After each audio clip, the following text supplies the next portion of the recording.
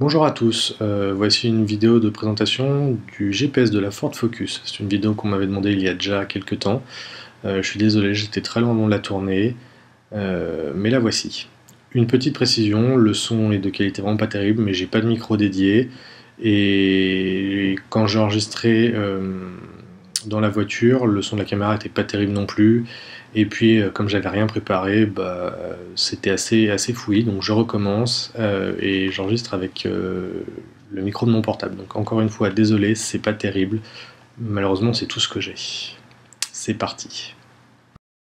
Alors, avant de s'attarder sur les fonctionnalités, les capacités, l'efficacité du GPS en lui-même, on va juste faire un petit point sur la façon dont on commande le GPS, dont on le dirige.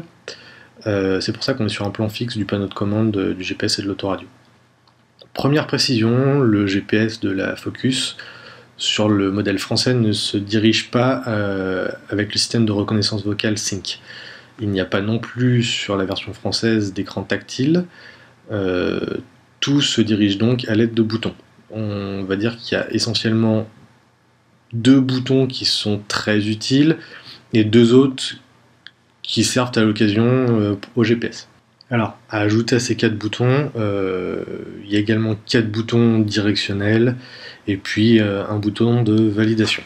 Voilà. Bien, le premier bouton dont je vais vous parler, c'est le bouton info. Il porte bien son nom et son fonctionnement est super simple. De deux choses l'une. Soit vous êtes en train de vous faire guider, et auquel cas il va vous informer du temps et de la distance restante, ainsi que du nom de la rue où vous vous situez, et puis vous fournira l'instruction en cours. Le second cas, c'est le cas où vous n'êtes pas en train de vous faire guider, auquel cas il vous fournira les coordonnées géographiques de l'endroit où vous vous situez, et le nom de la rue. En plus, la date et l'altitude à laquelle vous êtes. La position géographique, les coordonnées géographiques et le nom de la rue où vous êtes peuvent s'avérer super utiles, ne serait-ce que pour vous faire dépanner par exemple. Un petit reproche toutefois, c'est que l'écran finalement disparaît tout seul assez rapidement, ce qui vous laisse pas trop le temps de noter les positions géographiques. Néanmoins, comme je l'ai dit, ça peut dépanner. Je vais maintenant vous parler d'un bouton que j'ai oublié de compter. Je vous ai dit qu'il y en avait 2 principaux et 2 plus secondaires, il y en a en fait un 5e, et il porte pourtant bien son nom. C'est le bouton trafic. Son fonctionnement, encore une fois, est très simple. Vous appuyez dessus et ça vous liste textuellement et par ordre de distance par rapport à la position où vous êtes, tous les incidents de trafic. Alors ce ne sont pas les incidents de trafic qui se situent sur votre parcours, pour la simple et bonne raison que le bouton trafic peut être utilisé même quand vous n'êtes pas en mode guidage. La présentation est très simple et c'est une liste des incidents donc que vous faites défiler avec les 4 boutons directionnels, enfin en fait 2 boutons seulement, le bouton du haut et le bouton du bas, et vous avez une liste donc présentant la distance et le type d'incident, c'est-à-dire par exemple embouteillage ou accident. On y reviendra plus tard. Le bouton a un usage assez secondaire dans la mesure où il peut être remplacé par une fonction plus pratique, mais on y reviendra. Le bouton dont je vais vous parler maintenant est un bouton que je considère comme étant l'un des 2 principaux. C'est le bouton Home. Pour les gens qui parlent un peu anglais, c'est assez explicite, il vous propose simplement de vous ramener chez vous. La première fois que vous l'utiliserez, il vous demandera de saisir l'adresse de votre domicile. Les fois suivantes, pas la peine, il vous suffira de confirmer le lancement du guidage et de choisir le mode que vous voulez utiliser pour y aller, mode éco, court ou rapide. Une astuce dont m'a fait part le commercial qui m'a livré la voiture, c'est de ne pas mettre l'adresse exacte du domicile en adresse home, mais plutôt de mettre une adresse à quelques rues de chez soi, une adresse à partir de laquelle on sera capable de rentrer sans GPS par soi-même.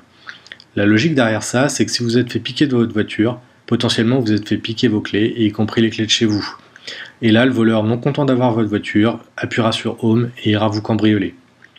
Vous faites ce que vous voulez de cette astuce, néanmoins je trouve qu'elle a une certaine pertinence. Personnellement, je n'ai pas vraiment le problème, puisque mon domicile et mon garage ne sont pas au même endroit, et que le Home m'amène à mon garage.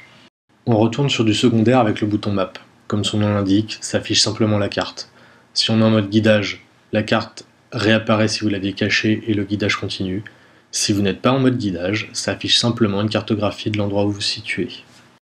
Bon, j'espère que ça n'a pas été trop long jusqu'à présent, mais on va bientôt rentrer dans le vif du sujet avec le bouton Nav. quand on appuie dessus, de deux choses l'une. Soit on a une navigation en cours, mais on est sur un autre écran que la carte, et auquel cas appuyer sur Nav revient à la même chose qu'appuyer sur Map. Dans tous les autres cas, appuyer sur Nav présente le menu de navigation. À partir de maintenant, on va se concentrer uniquement sur l'écran, donc on va changer la vue.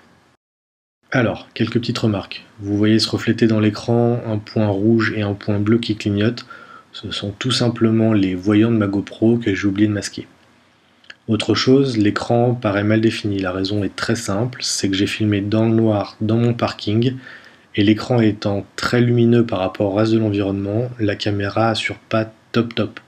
Sachez qu'en vrai, l'écran est bien défini et parfaitement lisible. Donc l'image que vous avez là ne lui rend pas justice. Donc nous sommes là, voiture éteinte, on peut observer trois choses. La première c'est la date en bas à gauche évidemment, l'heure en bas à droite, et puis ce qui n'est pas très lisible, le petit sigle au milieu, ça indique nos GPS. Comme j'ai dit, je suis dans mon parking et ça ne capte pas. Néanmoins, on va pouvoir se débrouiller et on va voir ça tout de suite en allumant l'autoradio et l'écran GPS. Comme vous pouvez le voir, ça prend quelques secondes à démarrer. Faut savoir que c'est quand même relativement rapide. L'initialisation USB et l'autoplay pendant indexation, c'est dû au fait que j'ai un iPod qui est branché en USB et que donc il fait une petite indexation à chaque fois. C'est assez rapide. Je voudrais faire une petite remarque concernant la taille de l'écran. C'est quelque chose que je craignais avant de voir la voiture. J'avais vraiment peur qu'il soit trop petit. Beaucoup de voitures concurrentes ont des écrans qui sont significativement plus grands et éventuellement tactiles. Personnellement, ça ne me dérange pas finalement cette taille d'écran, ça reste tout à fait lisible. Évidemment, j'aurais pas dit non s'il avait été plus grand, mais dans l'absolu, et très personnellement, je trouve ça tout à fait suffisant en fait. Bon, on va enfin appuyer sur le bouton Nav, et puis on va passer très vite sur tous les menus, parce que comme j'ai dit, on est en mode no GPS, donc on va aller dans les fonctions spéciales, et il se trouve que dans ces fonctions spéciales, il y a un mode démo, qui permet de faire la démonstration et d'utiliser le GPS, comme si on partait d'un endroit pour aller à un autre. Donc c'est pratique quand on capte pas, c'est aussi pratique pour voir un itinéraire, pour se dire tiens demain je serai à Lille, comment je fais pour aller de Lille jusqu'à Douai par exemple, alors qu'aujourd'hui je suis à Paris. Accessoirement, 1 x 2 balles, je suis en train d'utiliser les séquences dans un ordre différent de l'ordre dans lequel elles ont été tournées. Du coup, pour éviter que l'heure fasse le yo-yo, j'ai masqué l'heure, mais sachez qu'elle est affichée en permanence, normalement. Voilà. Après cette précision, j'active le mode démo. Le système me renvoie en dehors des fonctions spéciales, mais je vais y retourner parce que je vais saisir ma position fictive de départ. Alors, la saisie est assez simple. Donc on va bien dire que je pars de France et on va laisser Paris. Par contre, je vais changer la rue. Donc je descends, je valide, et là, j'ai mon alphabet. Je vais utiliser les 4 flèches de navigation pour aller à gauche, à droite, en haut, en bas. Donc on va dire que je vais partir des Champs-Élysées. Donc je me mets sur le C et je valide. Là, on voit que certaines lettres se sont effacées. Par exemple, j'ai le E et j'ai le H, mais j'ai pas F et G, je peux pas les sélectionner, tout simplement parce qu'il n'y a aucune rue à Paris dont le nom commence par CG. Donc je continue ma saisie et je valide mon H, mon A, mon M, etc. On voit qu'à droite, j'ai une liste avec le nom des rues. Et cette liste diminue. Là, je suis à 42 et au fur et à mesure que je valide, ça diminue. 37 maintenant et là, 11. Alors évidemment, si j'ai fait une faute, je peux effacer. Pour ça, j'utilise les boutons multifonctions. Donc la fonction est marquée en bas de l'écran. Et là, c'est le numéro 3. Donc ces boutons se situent tout en bas du pavé de commande. Je ne les ai pas montrés tout à l'heure, mais les voilà. Une petite chose, sur certaines voitures, on peut utiliser le bouton rotatif, la molette, appelez ça comme vous voulez, pour faire défiler les lettres en tournant. Sur la Focus, ce bouton ne sert qu'à une seule chose, c'est à régler le volume de l'autoradio. Bien, maintenant je ressaisis mon S et avec ça, je devrais pouvoir trouver la rue qui m'intéresse. Donc pour ça, je vais tout à droite et en cran encore pour accéder à la liste des rues. Là, je peux la parcourir et évidemment, moi, celle qui m'intéresse, c'est l'avenue des Champs-Élysées. Donc je la sélectionne. On peut aussi saisir un quartier s'il y en a un et un numéro de rue, mais pour l'instant, moi, je vais m'arrêter là, ça suffit. Bon, on va sortir des fonctions spéciales et puis on va parcourir un peu toutes les entrées du menu pour voir toutes les fonctionnalités du GPS. Je fais un petit aparté fonctionnel. Souvent, quand on est tout en haut d'une liste et qu'on veut aller tout en bas, on a tendance à vouloir faire un clic vers le haut, comme pour faire le tour. Et inversement, quand on est tout en bas et qu'on veut aller tout en haut. Il faut savoir que dans la très grande majorité des cas sur la Focus, ça ne fonctionne pas. J'ai dû trouver une ou deux exceptions, pas plus. Donc pour aller de tout en haut à tout en bas, il faut tout simplement tout faire défiler un par un vers le bas. La première entrée du menu, c'est itinéraire, comme son nom l'indique. Ça permet de consulter ou d'interagir avec un itinéraire en cours ou en stand-by. Donc le premier sous-menu qu'on voit, c'est effectivement pour continuer un guidage qui a été précédemment arrêté. Si en revanche on a un guidage actif, le premier menu, c'est donc guidage actif. Ensuite, on a le détail de l'itinéraire. C'est une liste textuelle de toutes les étapes qui vont nous mener jusqu'à notre destination, avec à chaque fois le nom des rues et puis la distance à parcourir. Donc ça permet d'anticiper un peu toutes les étapes de navigation. On peut avoir sur certaines entrées un peu plus de détails, comme vous pouvez le voir. Là par exemple, on voit que j'ai un petit plus à côté de boulevard périphérique, donc on peut déplier pour voir quelques détails supplémentaires. L'autre fonctionnalité intéressante, c'est le bouton bloqué. On peut sélectionner une rue et dire que cette rue est bloquée, auquel cas le GPS nous détournera. Dans le même ordre d'idées, si on remonte au menu parent, on a l'entrée déviation qui permet de nous faire dévier sur une certaine distance à partir de l'endroit où on est actuellement. Donc on choisit la distance, on valide et on va se faire dévier. Alors évidemment, une fois que les routes sont désencombrées, on retourne dans le menu itinéraire et on débloque les tronçons. Ça permet au GPS de reprendre en compte les routes que nous avions bloquées. Ça permet aussi au GPS de lever des barrières qu'il avait fixées lui-même. C'est-à-dire qu'en cours de guidage, si une route est encombrée, embouteillée, le GPS va le bloquer de lui-même. Nous, on peut lui dire « je sais que c'est encombré, mais je veux que tu le prennes en compte quand même ». Ok, maintenant on revient au menu principal, on passe sur entrée-destination parce que ça va être un gros morceau, on passe direct à circulation. Bon, dans cet écran, on trouve essentiellement les TA ou TA, selon vos affinités avec l'anglais, pour Traffic Alert, et puis les TMC, pour Traffic Message Channel. Bon, je vais pas le faire dans l'ordre puisque je vais commencer par les TMC. Les TMC, en fait, ça revient à la même chose qu'appuyer sur le bouton trafic dont on parlait au début de la vidéo. Ça affiche donc les incidents sur la route. La différence, c'est que là, vous pouvez afficher les incidents que sur votre itinéraire, si vous avez un guidage actif, et si vous le voulez. L'activation du TA, ça va faire une seule chose, en fait. C'est que ça va vous afficher spontanément les incidents au fur et à mesure que vous en approchez ou qu'ils surviennent. Ça s'affiche sur l'écran du GPS, et puis la synthèse vocale vous les lira également. C'est assez pratique, mais perso, je circule énormément sur le périphérique parisien, et comme il y a souvent des incidents, la voiture devient assez bavarde. Une petite note, certains messages de trafic sont entre guillemets pushés, que vous ayez le TA actif ou pas. Par exemple, une fois, j'avais le TA désactivé, et j'ai quand même une alerte me disant qu'une voiture circulait en sens inverse sur l'autoroute. Et il me semble qu'une fois également, j'avais le TA désactivé et pourtant j'ai été averti du fait que l'autoroute sur laquelle je me trouvais était fermée dans quelques kilomètres. Donc si vous vous souvenez, au début de la vidéo, je disais que le bouton trafic n'était pas super utile.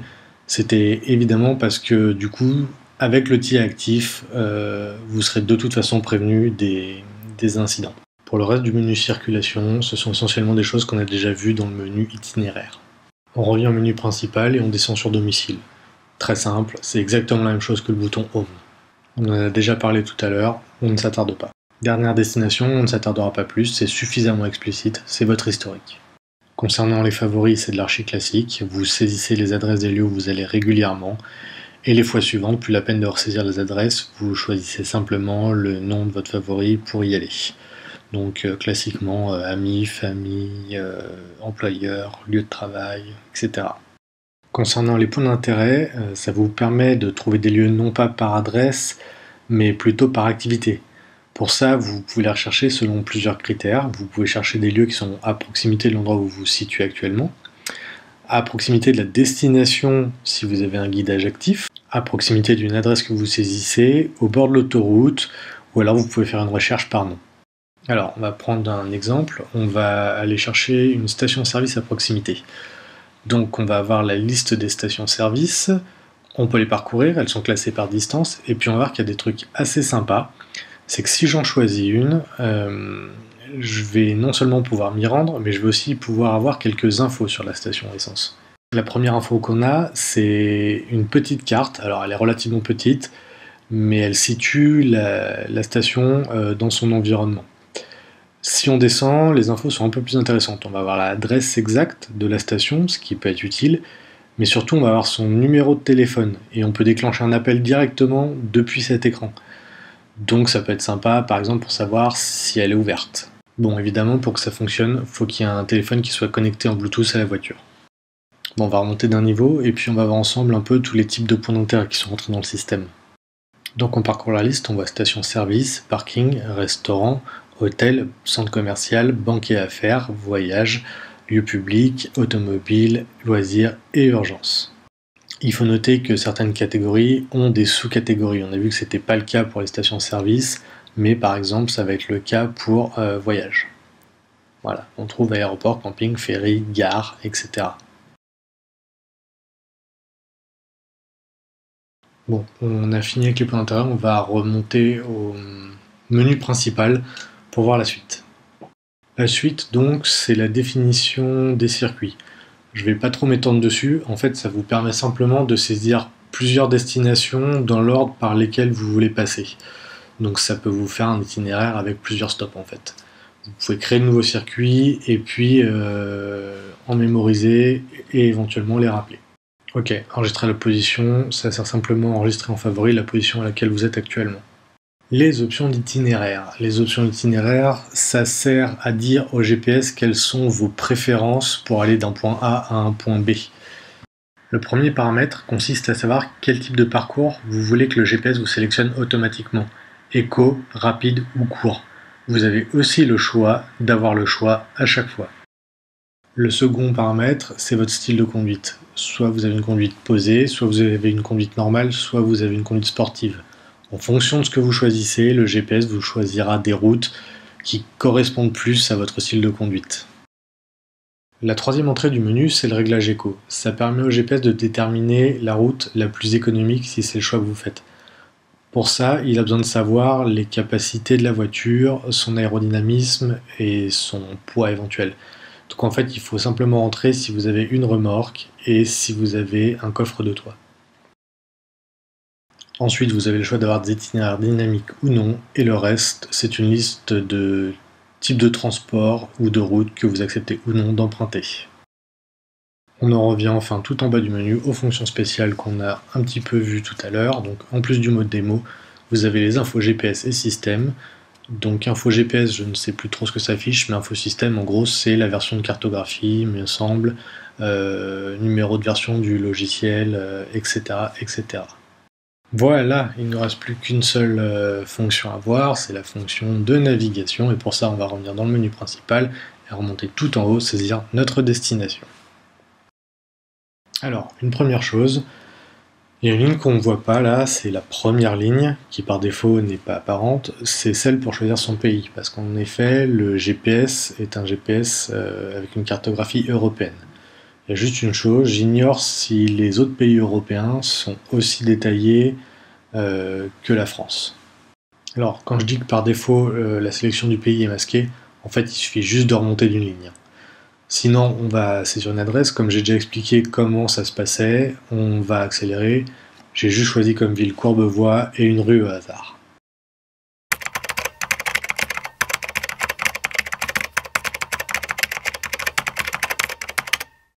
Bien, il me semble que je l'ai dit tout à l'heure, mais le numéro de la rue est facultatif, du coup, on n'a plus qu'à lancer. Notez bien qu'on peut ici aussi enregistrer l'adresse pour la mettre dans ses favoris. Alors, quand je lance, comme j'ai pas choisi de type de parcours par défaut, le GPS me laisse le choisir. Et pendant que je choisis le type d'itinéraire, il est déjà en train de calculer les trajets correspondants, on voit une barre de progression au-dessus, et une fois qu'elle est arrivée au bout, il nous présente les différentes possibilités. Alors par contre, il faut savoir qu'on n'a pas besoin d'attendre qu'il ait fini de calculer ses trajets pour choisir un type d'itinéraire. On peut très bien choisir rapide directement avant même qu'il ait fait le calcul. Sinon, j'en profite pour dire que le calcul d'itinéraire est rapide, et il en est de même pour la captation du signal GPS qui se fait très rapidement également. Sinon, le libellé des types d'itinéraires est relativement explicite. Rapide, c'est évidemment en termes de temps, court en termes de distance. La seule chose que j'ignore, c'est comment il calcule l'écho et comment il combine les différentes possibilités, les différentes routes.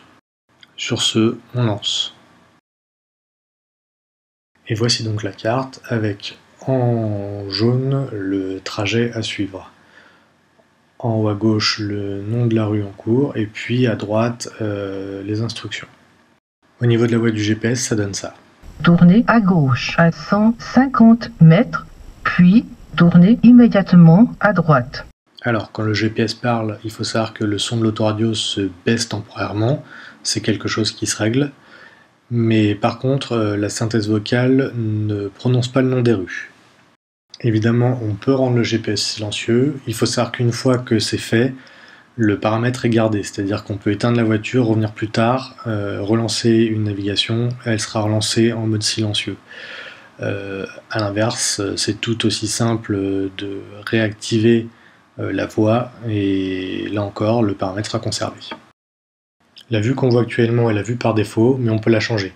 On peut passer en mode textuel intégral, voilà, ou alors en vue complètement de dessus. Pour changer de vue, il suffit d'appuyer sur le bouton du haut ou le bouton du bas, on voit que ça fait bouger le curseur qui est sur la barre verticale à droite. Enfin, on peut masquer l'affichage des touches multifonctions qui sont tout en bas. Voilà. A l'aide de ces touches multifonctions, celle de gauche en l'occurrence, on peut régler le zoom. Donc on peut dézoomer de beaucoup, ce qui évidemment n'est pas du tout pratique pour la navigation, mais ce qui permet d'avoir une bonne vue d'ensemble sur un long trajet. Et il faut savoir qu'entre le zoom le plus éloigné et le zoom le plus rapproché, l'amplitude est vraiment importante. Il y a aussi un mode auto qui est assez pratique, c'est-à-dire que quand on n'a pas d'instruction pendant longtemps, le zoom va automatiquement se reculer afin qu'on ait une vue plus globale du trajet.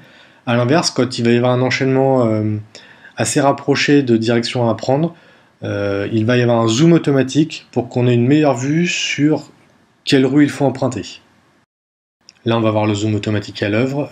Plus d'1 kilomètre avant la prochaine direction, ça dézoome tout seul. Voilà.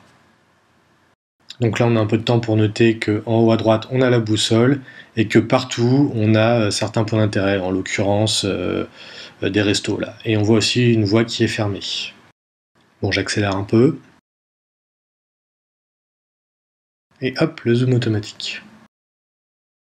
Je reviens à vitesse normale de façon un peu brutale pour vous parler de la barre qui est en haut à droite. En fait, la barre diminue au fur et à mesure qu'on se rapproche de la prochaine rue à emprunter. C'est assez pratique parce que quand il y a plein de rues du côté qu'on doit prendre, on sait quand est-ce qu'on y est. C'est vraiment tout bête, mais vraiment pratique. J'en profite pour faire une petite remarque sur la précision du positionnement, puisque c'est un rapport et que c'est important. J'ai un GPS d'une marque très connue, un GPS qui était même pas bas de gamme, que j'utilisais sur ma précédente voiture et qui avait la très fâcheuse habitude de constamment me positionner devant ou derrière ma position réelle, à quelques mètres. Dans des quartiers où les rues s'enchaînent et où il faut tourner, c'était vraiment handicapant, je savais jamais quelle rue était la bonne. Je voulais juste te dire que sur la Focus, en tout cas sur la mienne, j'ai pas du tout ce problème, et vraiment ça change la pertinence du GPS. J'enchaîne sur un autre détail que j'aime beaucoup et il concerne le pictogramme des directions. Évidemment, il indique les rues à emprunter, mais il indique également les rues qu'on croise. Et une fois qu'on a croisé une rue qu'on ne doit pas emprunter, la rue disparaît du pictogramme. Du coup, quand on doit tourner, on sait vraiment à quelle rue on doit tourner. C'est ni celle d'avant, ni celle d'après. Et ce petit pictogramme, justement, il apparaît pas que sur la vue map, il apparaît également sur la vue audio. Mais il n'apparaît que quand c'est nécessaire, que quand il y a une bifurcation à prendre bientôt. S'il n'y a pas d'instruction pendant un moment, le pictogramme disparaît. Et la vue audio reprend son visage normal. A noter qu'on peut également avoir ce pictogramme sur l'écran qui est entre les compteurs, en face du conducteur. Je crois par contre qu'il faut avoir le pack sécurité intégrale, mais il faut désactiver le lane assist, c'est-à-dire les alertes ou la correction pour le maintien sur la voie de circulation. J'ai parlé tout à l'heure d'une fâcheuse habitude d'un GPS d'une autre marque que j'ai. Il avait une autre fâcheuse habitude, c'est d'être très long avant de recalculer l'itinéraire quand je m'étais trompé. Là, si malgré la petite barre qui se réduit au fur et à mesure et les pictogrammes précis, on se trompe, le recalcul est rapide. Par contre, comme tous les GPS que j'ai vus, il a un peu tendance à faire du faites demi-tour dès que possible. Malgré tout, on finit toujours par s'en sortir. En plus, pour vous aider à vous en sortir, il reste deux fonctionnalités à voir. La première, c'est que le GPS indique sur quelle voie vous devriez vous mettre pour prendre la prochaine direction. Donc là, il indique la voie la plus à droite. Et parfois, il indique le panneau à suivre. Donc là, en l'occurrence, on voit pas très bien, mais c'est une EI. Sur le vrai écran, ça se lit sans problème. On approche doucement de la fin de la vidéo, il n'y a plus beaucoup de fonctions à voir. Celle qu'on voit maintenant, c'est la fonction Move, accessible avec la deuxième touche multifonction partant de la gauche. Et comme son nom l'indique, elle permet de se balader sur la carte. Quand on est en mode navigation, c'est pas très utile, à l'arrêt un peu plus, puisqu'on peut pointer un endroit et lancer le guidage pour y aller, ou enregistrer le point comme un favori, et voir les points d'intérêt qui sont à proximité. Pour bouger sur la carte, on utilise simplement les touches haut, bas, gauche et droite. J'en reviens en fonction de guidage en quelque sorte, et j'exprimerai juste un regret par rapport au GPS de l'autre marque que je possède.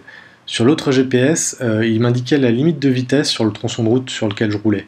Sur le GPS de la Focus, il n'y a pas ça. Au mieux, si vous avez le pack sécurité intégrale, vous avez la lecture des panneaux. Alors, elle a quelques inconvénients, ceci dit, elle a un énorme avantage, c'est que si la limite de vitesse change, comme par exemple sur le périphérique parisien qui est passé de 80 à 70, pas besoin de mettre à jour la cartographie. Évidemment, la lecture des panneaux fera le job tout seul. Mais je trouve ça quand même un peu dommage de ne pas avoir cette information dans la cartographie quand même. Bien, le GPS arrive à destination, dans le 11e arrondissement de Paris, et non à Courbevoie, ça c'est à cause de mon montage. Une petite précision, si vous rentrez le numéro de la rue, le GPS vous dira s'il se situe à gauche ou à droite de la voie.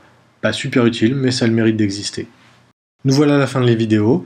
Je vais donc donner mon appréciation de ce GPS, et je vais commencer par dire que j'ai pas de gros reproches à lui faire. Il est précis, le guidage est pertinent, il est fluide, ergonomique, vraiment facile à utiliser, facile à lire, facile à comprendre. Donc oui, je le trouve plutôt pas mal. C'est sûr qu'il est sans doute pas au niveau des GPS tiers haut de gamme, avec toutes les fonctions connectées notamment, mais ça reste un bon GPS. Après, est-ce qu'il vaut son prix? Je sais pas, c'est à chacun d'en juger, mais moi je ne regrette pas une seule seconde de l'avoir pris. Voilà, j'espère avoir répondu à toutes vos questions, j'ai essayé d'être précis, j'espère ne pas avoir été trop précis. J'ai fait une vidéo qui est plutôt longue, j'espère que ce ne sera pas trop long et que ce ne sera pas trop pénible à écouter. J'ai le sentiment que finalement le son n'était pas si mauvais que ça, donc ça c'est déjà pas mal. Désolé si j'ai fait des petites erreurs, c'est fort possible. Voilà, j'espère que cette vidéo vous aura été utile. Encore désolé pour le temps que j'ai mis à la faire. Et puis merci de m'avoir proposé l'idée. J'espère que le résultat répond aux attentes. Voilà, à plus.